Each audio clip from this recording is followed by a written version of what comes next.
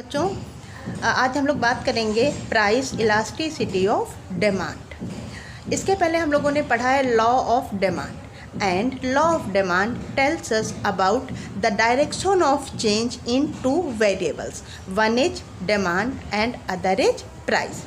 Law of demand tells us about a direction of change in price and direction of change in demand.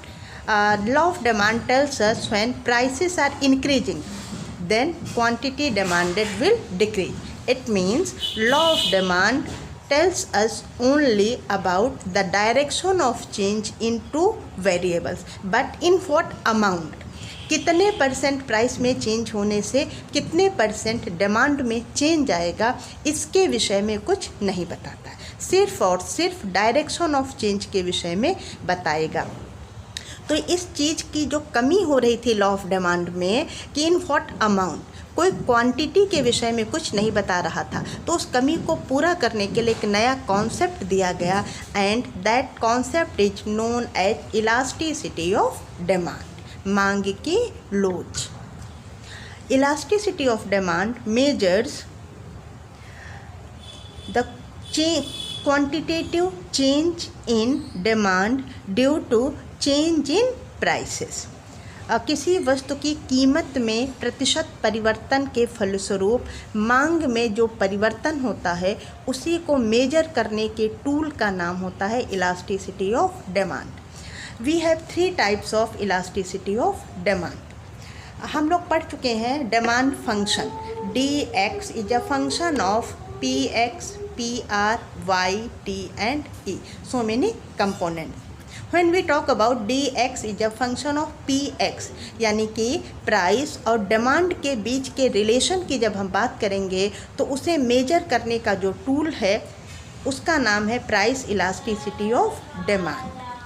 Second, when we talk about dx is a function of PR, where PR is related commodities, prices of related commodities, and related commodities have two types, one is substitute goods and other complementary goods. That means when we measure percentage change in prices of related commodities, its effect on quantity demanded of a given commodity. Okay, that means when we talk about percentage change in prices and percentage change in demand, तो आप यहाँ देख सकते हैं कि हम यहाँ commodity X रख रहे हैं और प्राइस किसकी देख रहे हैं, X की नहीं बल्कि X के सब्सटीट्यूट की प्राइस। इन दोनों के बीच के रिलेशन की बात जब हम करेंगे तो उसको नाम दिया जाएगा cross elasticity of demand, cross elasticity of demand. Third one is dx is a function of y, where y is level of income. जब हम इनकम में चेंज का इफ़ेक्ट डिमांड पर देखते हैं तो उसको मेजर करने के टूल का नाम होता है income elasticity of demand. So we have three types of elasticity of demand. One is price elasticity of demand, second one is cross price elasticity of demand and third one is income elasticity of demand. हाँ बच्चों, आपके class 11th के syllabus में सिर्फ price elasticity of demand है, इसलिए हम लोग आज इस वीडियो में प्राइस इलास्टिसिटी ऑफ डिमांड की बात करेंगे। A definition of price elasticity of demand. Price elasticity of demand is the degree of change in demand in response to a change in own price of a commodity. यानी कोई एक commodity X है, उसकी demand में क्या change आएगा, कब, जबकि उसकी प्राइस में हम चेंज करते हैं, उसी को मेजर करने के टूल को हम कहेंगे price elasticity of demand. Price elasticity of demand को मेजर करने के डिफरेंट मेथड्स होते हैं।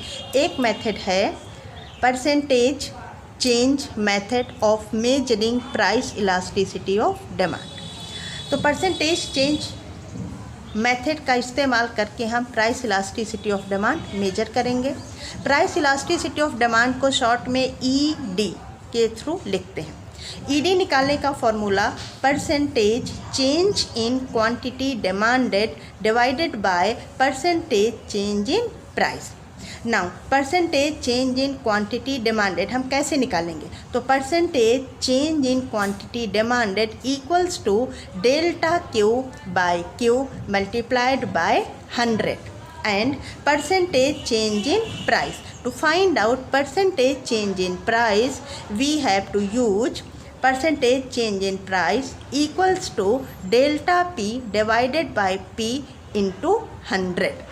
अब ये जो हमारा गिवन फार्मूला था, इनिशियल फार्मूला, इसी फार्मूले में हम percentage change in quantity demanded के प्लेस पर क्या लिख सकते हैं? Delta Q by Q into 100 and in place of percentage change in price we can write down delta P by P into 100. Delta Q means change in quantity demanded. Delta P shows change in prices of given commodity X and P is initial price and Q refers to initial quantity. अब हम अपने फॉर्मूले को system से लिख लेते हैं. ED elasticity of demand equals to, एक यहाँ पर माइनस का साइन प्रीफिक्स के तौर पर लगाया गया है और ये माइनस का साइन क्या शो करता है? It shows there is inverse relation between quantity demanded and its price. तो elasticity of demand equals to minus का साइन प्रीफिक्स लगाएंगे, उसके बाद delta Q by Q into 100 divided by delta P upon P into 100. यहाँ पर 100 हमारा cancel हो गया. नाउ अब हमें क्या मिलता है? ये फॉर्मूला. इसको हम अरेंज करेंगे तो हमें मिल जाएगा delta Q upon delta P into P by Q, where delta Q क्या था? Change in quantity, delta P change in price, P initial price and Q initial quantity and ED for elasticity of demand. तो इस फॉर्मूले की help से हम लोग elasticity of demand measure करेंगे. एक एग्जांपल लेते हैं. कोई एक गिवन कमोडिटी है, उसकी प्राइस 5 रुपीज़ होने पर उसकी डिमांड 20 यूनिट्स की जा रही है. Now price increases from ₹5 to ₹7. Due to increase in prices quantity demanded decreases from 20 units to 12 units. Find out elasticity of demand of this given commodity. तो इस गिवन कमोडिटी की इलास्टिसिटी ऑफ डिमांड निकालने के लिए हमें ये formula इस्तेमाल में लाना पड़ेगा. तो सबसे पहले we have to write down this formula. That means ED equals to delta Q by delta P into P by Q. बच्चों आप ध्यान में रखेंगे कि इस फॉर्मूले के पहले ये जो प्रीफिक्स के तौर पर एक माइनस का साइन लगाया जाता, ये हम सिर्फ साइन लगाते हैं एक प्रीफिक्स के तौर पर. इसका इस्तेमाल इस पूरे एनालिसिस में हम कहीं नहीं करेंगे. This minus sign indicates only inverse relation between P and Q. इसके अलावा हम इसका और कोई यूज अपने इस एनालिसिस में नहीं करेंगे. हमें सबसे पहले निकालना है डेल्टा Q. तो डेल्टा Q निकालने के लिए क्या होगा? New quantity minus initial quantity, यानी 12 माइनस 20. आपको आंसर में क्या मिला? Q delta Q equals to Q2 minus Q1, where Q2 is new quantity and Q1 is initial quantity. New quantity is 12 and initial quantity is given as 20 units. So delta Q equals to 12 minus 20. 12 minus 20 करने पर हमें क्या मिला? -8.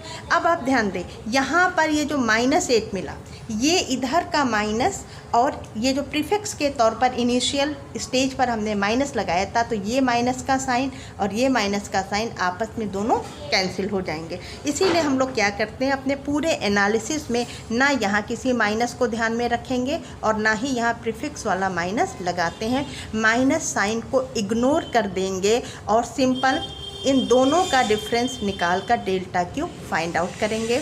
Delta P find out करने के लिए भी हम प्लस माइनस सारे साइंस को इग्नोर करेंगे, सिर्फ 7 माइनस 5 सीधा सीधा करेंगे. जो डिजिट मिलेगी उस डिजिट को हम लिख लेंगे. साइन माइनस प्लस क्या है, अब इन सारी चीज़ों को हम इग्नोर करके आगे बढ़ेंगे. सो डेल्टा पी निकालने के लिए क्या करेंगे? New price minus initial price, 7 minus 5, तो delta P equals to 2।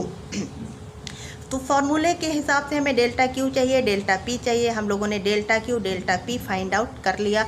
Now we are in need of P and Q. P initial price given as ₹5 and Q initial quantity that is 20 units. तो अब हम अपने फॉर्मूले में ये सारे values put करेंगे। Delta Q 8, delta P 2, 8/2 multiplied by 5/20। ये 5 क्या था आप ध्यान दें। पी इनिशियल प्राइस 20, ये क्या है क्यू फॉर इनिशियल क्वांटिटी। इन सब को हम सॉल्व कर लेंगे। 5 1 जा 5, 5 4 जा 4, 1 जा 4, 4 2 जा 2/2 इक्वल्स टू 1। हमारा आंसर आया 1। और जब आंसर 1 आया तो अब ये क्या शो कर रहा है, elasticity of demand is equal to 1। 1 को हम बोलते हैं unity. Elasticity of given commodity is unity. ये क्या शो करेगा, इसका मीनिंग क्या है? देखिए, इलास्टिसिटी ऑफ डिमांड हमें क्या शो करता था, हमें बताता था percentage change in quantity divided by percentage change in price, यानी कि इन दोनों के बीच का रेशियो शो कर रहा था। किन दोनों के बीच का? Percentage change in quantity and price. अगर if percentage change in price is same as percentage change in quantity, in this situation elasticity of demand is unitary elastic या ED इक्वल टू 1।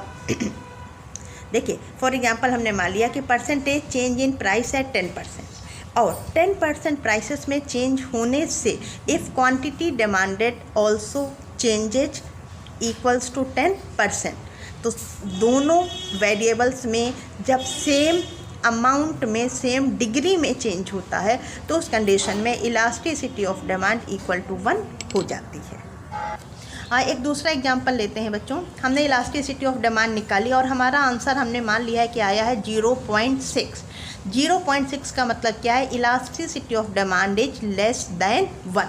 पिछले वाले एग्जांपल में equal to 1 आया था, यहाँ क्या आया है? Less than 1। तो लेस देन 1 क्या इंडिकेट कर रहा है? ये इंडिकेट करेगा क्या कि percentage change in prices is greater than percentage change in quantity demanded. इसे एक हम लोग फिगर की हेल्प से एक्सप्लेन करेंगे। On X axis we are measuring quantity demanded and on Y axis we are measuring prices. Point A indicate करता है initial condition. Initial condition क्या है? OP price and OQ quantity demanded. Now prices decreases from OP to OP1। Prices में decrease आप देख सकते हैं OP से OP1 के बराबर हुआ है। प्राइसेस में इतना ज़्यादा डिक्रीज होने का क्वांटिटी पर क्या रिजल्ट आया है?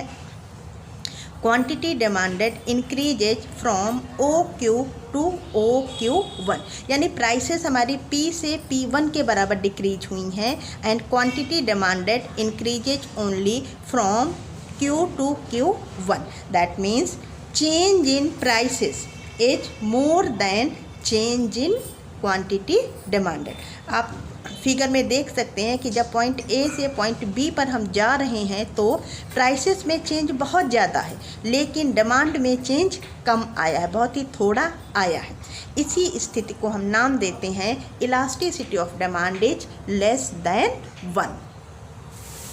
लेस देन 1 यानी कि जब भी हमारा आंसर पॉइंट में आ रहा है, लेस देन 1 आ रहा है, तो उस सिचुएशन को आप नाम देते हैं लेस इलास्टिक या इन इलास्टिक, बेलोच मांग। हिंदी में बेटा इसको बोलते हैं बेलोच मांग। इसकी एक और रिवर्स कंडीशन होती है, उसकी बात कर लेते हैं। हमने क्वेश्चन एक सॉल्व किया, उसका आंसर हमारा मान लिया elasticity of demand I 2 means elasticity of demand is greater than 1। इस स्थिति में क्या होगा?